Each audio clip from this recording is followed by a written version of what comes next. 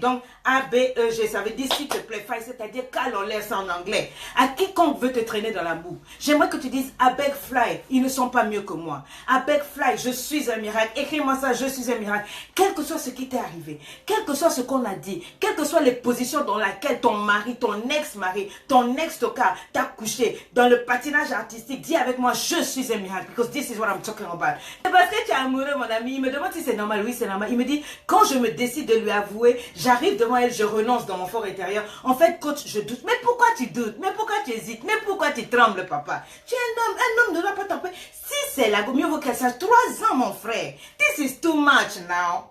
3 ans, tu as trop attendu. Mon ami, prends ton courage, sois propre. Je vous ai donné des stratégies ici, là. Si tu es prêt à l'épouser, parce que si c'est juste pour aller prendre la fille, la serrer contre le mur, pour rien là, nous, ça, je ne serais pas d'accord. Il faut que tu te remplisses. Tu es un Madiba, un chef. Un chef ne peut pas douter devant une femme. Un chef ne peut pas trembler devant une femme, parce qu'une femme, c'est celle que Dieu a mis pour t'accompagner. Si ça doit se faire, ça doit se faire. Qui ne risque rien, n'a rien. Écrivez-moi ça et taguez un homme. Qui ne risque rien, n'a rien. Apprends à t'exercer devant le miroir. Commence à prendre les positions. Quand tu vas parler, d'abord, il faut que ta bouche soit bien propre, tes dents bien lavées, que tu sentes bon, tes cols là propres, tes ongles bien coupés, tes cheveux bien coupés, tu me fais le contour, tu nettoies la barbe si tu en as une, tu comprends, tu prends les petits bonbons tic-tac là, les chemises blanches, pantalons bien propres, ceinture bien, pas les pantalons dongés, pas les pantalons qui arrivent ici, qui est serré, tu manges, on dirait que tu as des dettes là. Non, non, non, that's not what we want. We want a real guy. Un gars qui dit pas à la place de là, donc tu es devant, tu t'exauces, pendant au moins quelques jours, fais des petits poèmes.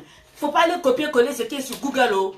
Pas copier-coller ce qui est sur Google. Tu fais ton propre web, ce que tu trouves de bien sur cette fille-là. Mets ça sur une feuille. Tout ce qui est bien chez toi. Il faut que tu t'habitues à voir des bonnes choses sur toi. Tu affiches ça dans ta chambre. Je suis responsable. Je suis un gars fidèle. Je ne trompe pas les femmes. Moi, une femme, je suis le bonheur d'une femme. Tu accroches ça tous les jours dans ta chambre pendant au moins 2 semaines. Quand tes yeux vont s'habituer à voir ces bonnes choses-là, ça va rentrer dans ton esprit. Tu vas prendre la force. Et chaque jour, quand tu te rases, quand tu es devant le miroir, dis, il est beau cet homme. Ça, c'est le mari de rêve d'une femme. Je suis beau. Je suis intelligent. Je suis ceci. Je suis le rêve d'une femme. Je suis la prière de quelqu'un. Si elle veut passer qu'elle est ma boule, tant pis, elle passe à autre chose. Et le jour où tu vas la voir, tu dis bonjour ma chérie, bonjour ma soeur, ça fait 3 ans que j'ai quelque chose à te dire. Tu l'invites. Tu l'invites dans un restaurant très propre, pas dans le Nganda où on boit la bière et puis on tape les verres là. Non, tu l'invites dans un endroit classique. Aujourd'hui, j'ai pas voulu te voir chez toi parce que j'ai quelque chose de très important à te dire. Et on se présente avec des fleurs et si possible une boîte de chocolat. Bien posé, tu as ton petit mouchoir là, un petit stylo bien calé, parfumé, tu as une montre bien qui montre que tu es un homme ponctuel. Est-ce que tu m'as écouté? Bien. Et quand tu arrives à l'heure, bien avance, et tu marches doucement, faut pas courir, tu marches doucement, faut pas transpirer, faut avoir un mouchoir comme ça, tu essuies bien. D'accord? Quand tu sens qu'elle commence à arriver, tu cours dans la douche, tu laves la face, tu essuies bien, tu mets la pommade. Faut pas qu'il y ait les dark bags qui couchent ici, et puis donc, les mapotis, les saletés dans les yeux là. Nettoie-moi tout ça. Et puis quand tu t'assois, tu prends une disposition qui s'impose. Est-ce que tu m'as compris? J'ai fait le cours, comment l'emmener à dire oui. C'est pas seulement pour les femmes, prends-le mon ami. Apprends comment on va vers une nana. Tant que tu vas penser comme ça, tu ne vas pas guérir. La première clé, c'est de pardonner. Oui, oui, c'est de pardonner ce que cet homme a fait. Je dis toujours que les personnes blessées, ça c'est un homme qui a été violé quelque part dans son esprit, peut-être dans sa vie, etc. Qui ne sait pas la valeur d'une femme pour oser brutaliser une femme. J'en parlerai un peu plus tard. Mais tu ne peux pas exiger qu'il ait un châtiment. Tu es une chrétienne, ton cœur n'est pas une poubelle. Tu ne peux pas avoir de la haine, de la rancune, de l'amertume et te sentir bien. Il a réussi ce qu'il voulait faire, il voulait t'impacter. C'est ce que je fais dans le couple. Stop, mon cœur n'est pas une poubelle. Vous avez vu la vidéo que j'ai faite avec maman Edith Lucembo, la grande femme d'affaires. Elle a dit que son homme, elle a eu un enfant à l'âge de 16 ans et cet homme lui a dit, tu es obligé de continuer de sortir avec moi, tu es obligé de rester avec moi parce que qui va te prendre? À 16 ans, je t'ai déjà roulé, gâté. Qui va prendre une fille qui a eu un enfant à 16 ans? Et c'est seulement cette parole-là qui l'a emmené à coucher avec les hommes, à sortir simplement avec même les amis du monsieur, juste pour lui prouver que d'autres personnes pouvaient le prendre, revenir vers elle. Il faut que tu te soignes. Elle a été chrétienne depuis près de 20 ans. Elle avait ça dans sa vie. Ce n'est que lorsqu'elle s'est inscrite à LEI, ce n'est que lorsqu'elle a pris le coup, stop, mon cœur n'est pas une poubelle. Une femme que moi je voyais prêcher l'évangile. En fait, elle avait ça. Elle avait même honte de présenter cet enfant-là comme son frère, comme son fils. Elle disait que c'était son frère. Même à l'église, les gens ne savaient pas. Il y a eu beaucoup de choses. Elle a été mariée dans un foyer vraiment bizarre, où le gars aussi l'a bien piétiné, puisque c'était encore là. Pas d'estime en elle, jusqu'au moment où elle est venue. Vous vous rendez compte, j'étais la femme de son pasteur avant, pendant près de 13 ans. Mais elle a dit, je vais quand même aller à LEI. Et ses finances étaient serrées, elle a dit, je vais prendre le cours, stop, mon cœur n'est pas ce problème. Elle dit que quand elle a pris ce cours-là, il y avait une voix en elle qui disait, quitte, ferme, ferme, ferme. C'était trop fort parce que je l'ai mise en face avec elle-même. Quand la petite fille qui est en elle a ressurgi, Elle n'a pas pu supporter, mais après, il y a une voix, elle a entendu la voix du Seigneur qui a dit reste, va jusqu'au bout. Elle a senti la présence de Dieu descendre. Elle a commencé à écrire, elle a pu mettre le doigt sur ça. Elle disait, mais pourquoi est-ce que je suis une mendiante émotionnelle? Pourquoi est-ce que je vis tout le temps les caisses en millions de ma pharmacie? Pourquoi? Tout était simplement parce qu'un homme lui avait dit un jour que plus personne ne voudra de toi. Vous voyez, il y a des paroles qui t'ont affecté parce que tu as été violée. Elle avait aussi été violée. Et donc, elle a gardé ça des années. Elle a détruit sa vie. Comment tu peux me dire, donc je vis avec un homme, déjà tu es avec un homme, en plus tu es en train de le tromper déjà avec une autre personne, ça fait un mois, et tu me dis, je n'ai pas trouvé de remplaçant. Donc toi, ta vie c'est un match de foot quoi.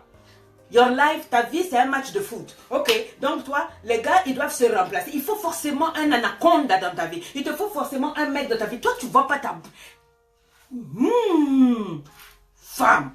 À quoi ça sert la vieille que je parle? À quoi ça sert si tu ne changes pas? Il me faut un remplaçant. Tu n'as pas vu. Donc toi, dans ta vie, il faut forcément un homme pour avancer. Les femmes cherchent garçon, vrai gars. Dieu te donne quelqu'un fiancé, tu le trompes et tu me dis, je cherche un remplaçant. Toi, tu joues quoi? La PSG, c'est quoi? Paris Saint-Germain ou bien tu es la FIFA Club? Tu cherches Cristiano Ronaldinho ou bien, comment il s'appelle, Messi? Ou bien, comment ils s'appellent tous ces footballeurs-là? Quand un homme trompe une femme, tu es en train de dire à ta femme, tu es nul. Ne me dis pas que non, c'est parce que c'est normal qu'un homme trompe. C'est pas normal. Jésus ne trompait pas. Il y a des hommes sur terre qui ne trompent pas, qui se respectent tellement et qui respectent tellement leurs femmes, leurs paroles données, leurs enfants, etc., qui ne sont pas des sorciers maboulistiques en train de trimballer leur anaconda entre toutes les cuisses du quartier comme s'ils étaient des poubelles ambulantes. Frère, tu reconnais que tu as cassé cette femme. Qu'est-ce que tu veux que je te dise? Elle n'a pas besoin de moi, elle a besoin de toi. Parce que c'est toi qui l'as cassée. C'est à toi de restaurer ça. C'est toi qui connais mieux ta femme que moi. Quand vous êtes rencontrés, qu'est-ce qu'elle aimait? Qu'est-ce que tu as cassé? Remets ça. Il y a des choses qu'on ne peut pas... Quand on a versé l'eau là, on ne peut pas ramasser. C'est pour ça que je dis ne faites pas ça. C'est pour ça que je continue de faire des vidéos. Je dis ne faites pas ça chez vous. Ne faites pas ça, ne trompez pas. Quand vous trompez, je ne sais pas comment je vais le dire, vous enlevez à cette femme-là toute sa valeur, toute sa vie. Quand elle marche, elle se sent inférieure aux autres filles. Réponds-toi, frère. Change de comportement. Donne-lui des raisons de croire que tu as changé. Donne-lui des raisons de croire qu'elle peut te faire confiance. Stop it. Arrêtez-moi ça. Quand vous trompez là, moi je sais de quoi je parle. J'ai déjà trompé. Et je sais que ça détruit. Maintenant, c'est à toi d'arrêter.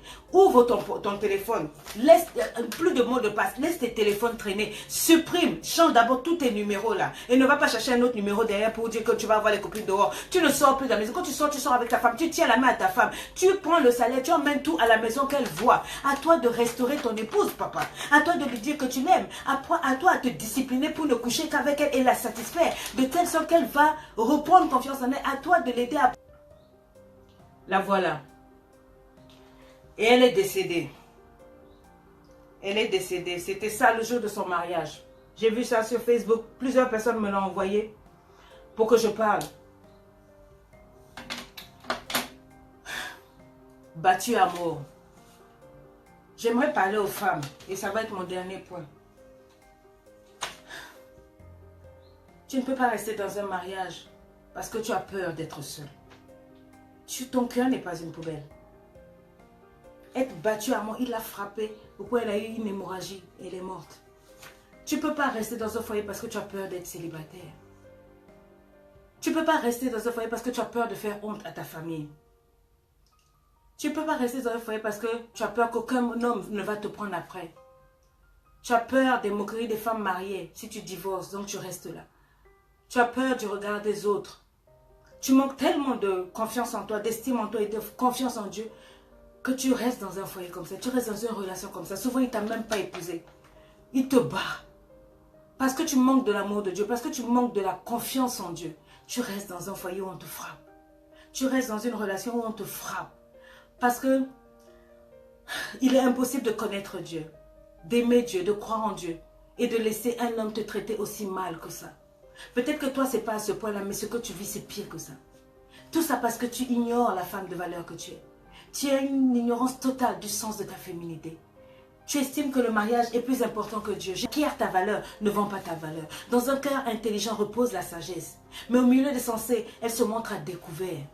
Partager ta vie avec quelqu'un qui t'abîme, qui te fait du mal, qui te trompe, qui ne t'aime pas, qui ne te respecte pas. Un homme qui outrage ta vie, qui te prend pour une distraction. Toi, Inkosazana, tu n'es pas une blague. Dieu a envoyé son fils mourir pour toi, ça veut dire que tu as de la valeur. Cet homme dans ta vie, toi seul tu connais ta situation. Il est là pour te détruire, pour détruire la faveur divine de Dieu sur ta vie. Les hommes qui te tournent autour et qui te trompent, qui te mentent, qui ne s'occupent pas de toi, qui ne te respectent pas, ils sont seulement là pour tirer quelque chose de toi. Ta faveur divine, pour transformer ta vie en malédiction. Ils aspirent ce qu'ils peuvent. J'ai dit avec moi no wahala. C'est-à-dire wahala, c'est les problèmes. W-A-H-L-A. Wahala, écris-moi ça. No wahala. C'est-à-dire plus de problèmes. Je suis un miracle. Je suis un miracle. Tu ne peux pas jouer avec mon cœur comme on joue avec des cartes. Tu ne peux pas jouer avec mon corps comme on joue avec des cartes. Tu dois arriver à la statue, tu dis stop au terrorisme émotionnel. Ça, c'est du terrorisme émotionnel. Comment tu peux me dire que ça, c'est de l'amour?